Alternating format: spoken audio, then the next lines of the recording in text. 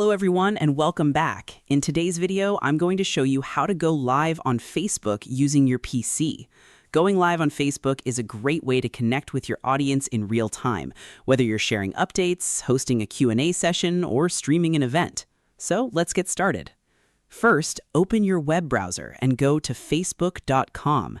Sign in to your Facebook account if you haven't already.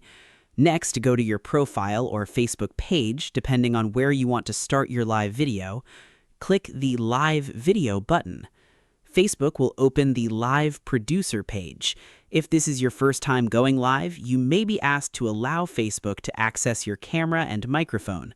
Click Allow to continue. Choose whether you want to use your webcam or connect streaming software if you're using one.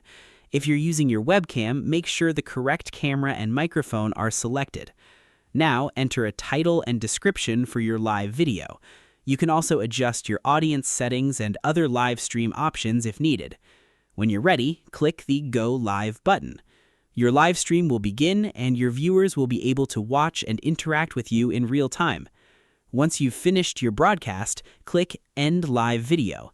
Facebook will process your live stream and you can choose to keep the video on your profile or page for people to watch later.